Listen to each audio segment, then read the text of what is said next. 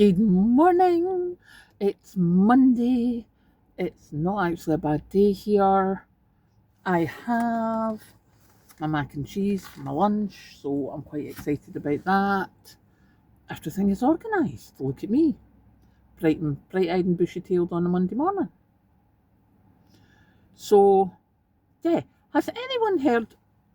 Somebody said to me I should talk about the Tesco story, and that there was a tree that was advertised. What I would commonly call a Christmas tree.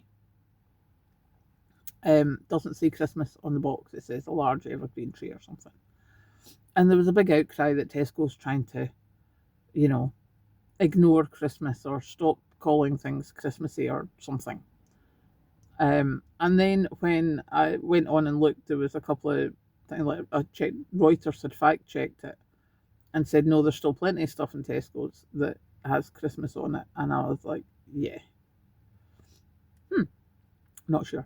So if you've been into Tesco's recently, let me know. I'm presuming they still have a lot of Christmas stuff, as you know, we're in the UK, we do Christmas.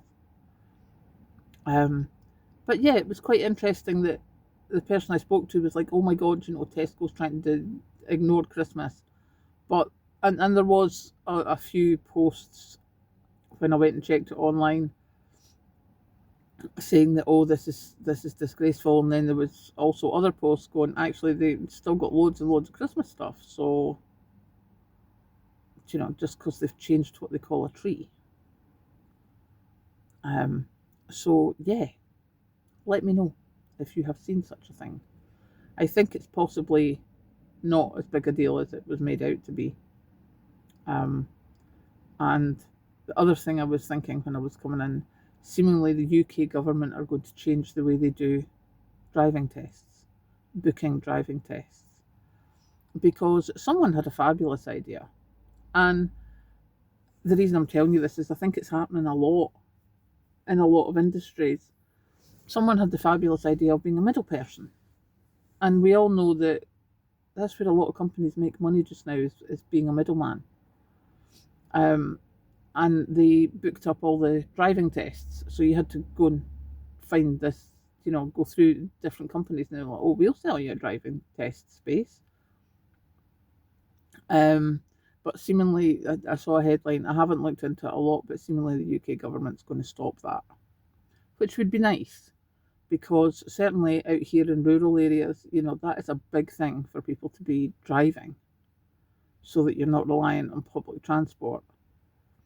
I remember when I was young, there was 3 buses a day from mum and dad's house to the town. 2 of them were for the private school in the next town along.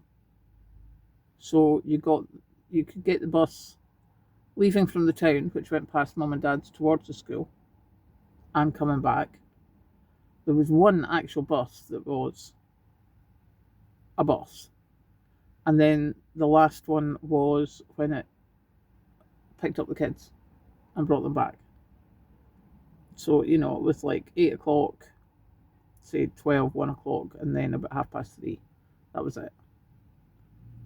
I walked a lot in those days. 3 miles it was, because it was like 3.1 miles from mum and dad's house to the town. Or no, it must have been like 2.9, because the rule for getting the free bus to school, the free school bus, was that you had to be more than 3 miles away, and I was 2.9. And I remember I had an operation on my leg when I was younger. I was about 16, I think, and I had an ankle to thigh stookie plaster cast thing. So I was allowed on the bus, and it got to, obviously the cast came off, but I still got on the bus because I was still struggling. And then I just kept getting on the bus, and it was the last day of the term, and the bus driver's like, I take it that's you finished getting the bus now? And I was like, yeah. He said, yeah, I think so. So bless him, he'd been taking me up and down for a lot longer than he should have done. But it had been noted. So I had to stop getting the bus and start walking back down to school. That caused a bit of a stooshy, me walking up and down to school, because I used to walk up and down to trousers, in trousers. And of course you were in what they called the playground when you arrived at school, and I was there in trousers. And the uniform was skirts. And I got my skirt in my bag. Yes, but you're in, but yeah, I haven't come into school yet. Yeah, it was a tad argumentative even then, in a very polite and professional manner, of course. Anyway, it's Monday morning. Have a fabulous Monday, everybody. Make sure you've got your cuppas, tea, coffee. You know, you're getting me through the morning.